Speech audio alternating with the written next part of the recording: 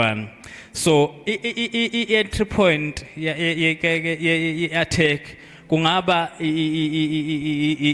icala mhlawumbe owalenza, kungaba ubudlelwano obuwrong ongene kubo, kungaba environment embi okuyona bazalwane. So noma ngaba indawo environment ophila kuyo embi, le is the entry point. So funeka ubheke ukuthi kwenzakalani. Kungenza kwesinye isikhathi kube nomuntu othi mawukhuluma naye uze ukuthi your peace lives, ukuthi okay manje ngita-acta nale group yalabantu laba ukuthula kwami kuyaphuma. That's the entry point. Kunezinto kunama-habits othi mawuwezwa uze ukuthi kuba ne-dark side empilo yami noma kuba nokuqhelelana noNkulunkulu. That's the entry point okufuneka uyivale.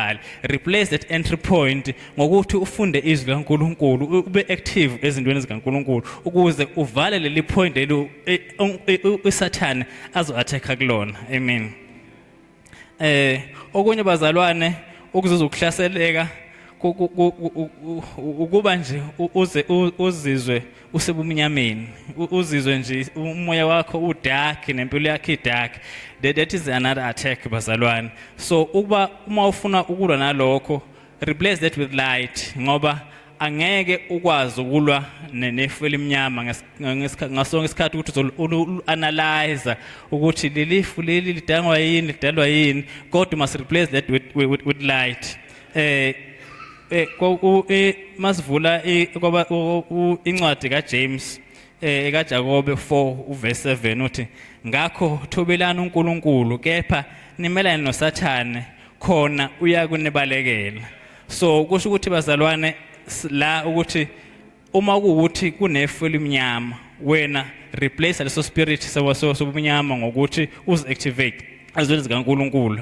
Bazalwane, amen.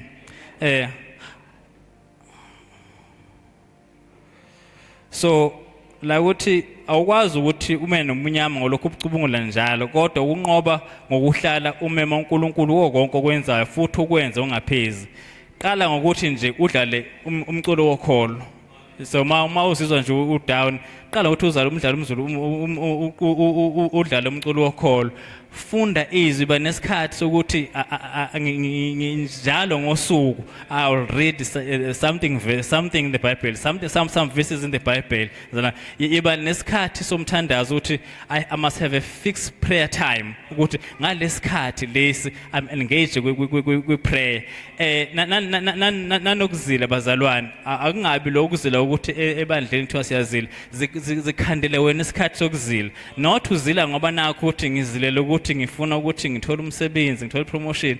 Awuzile nje ukuthi ngifuna umoya ongcwele, ngifuna ukugcwaliswa ngomoya ongcwele. Uba naso sikhathi ngisho noma ngabe isikhathi esincane sokuzila ukuthi okay mhlambe 6 to 6 ngalolu suku nginesikhathi sami sokuzila, ukuthi ube nosuku lakho nje lokuthi mhlambe njalo Friday ngiyazila mina.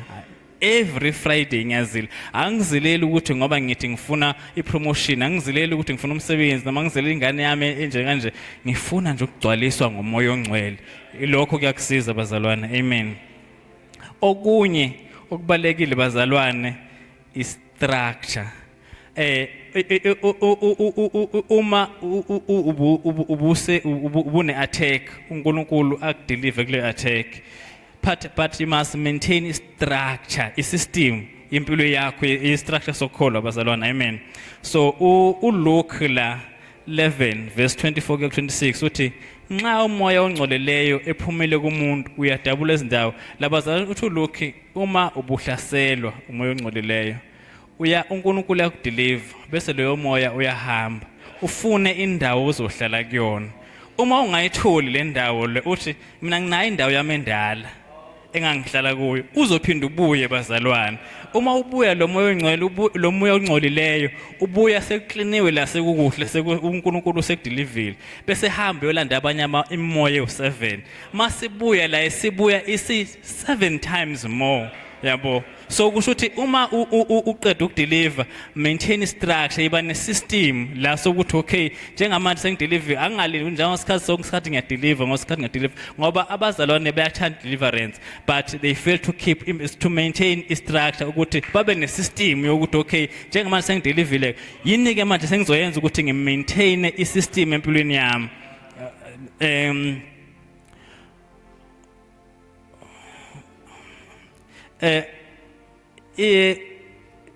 Abantu abaningi bayathanda ukukhulula kunoma iziphi izibopho zikaSathane kodwa abakufuni ukugcina isystem abafuni ukugcina imigqiqo yomthandazo uba nemigqiqo ngoba ngisho ukuthi uba nemigqiqo yomthandazo ube nama boundaries uwazi ukuthi mina lokho angidlaleli nje kulokho nje mina ngiyasuka la ngiyala ukuthi ube nokuthi abantu okukhuluma nabo interacta nabo isystem leyo ukuthi okay uma kuthiwa la kukhulunywa ngezinto ezithile nawe usukhona phakathi lapho uyazinvolve lawo yabo kukhulunywa ngokuthiwa kuyahletshwa kukhulunywa izinto ezimbi nawe ukhona lapho kuyaposta nawe ukhona lapho lezinto ozibukayo futhi ukuthi okay la nawe usu nezinto ezingekho right yabo i-system leyo bazalwana ufuneke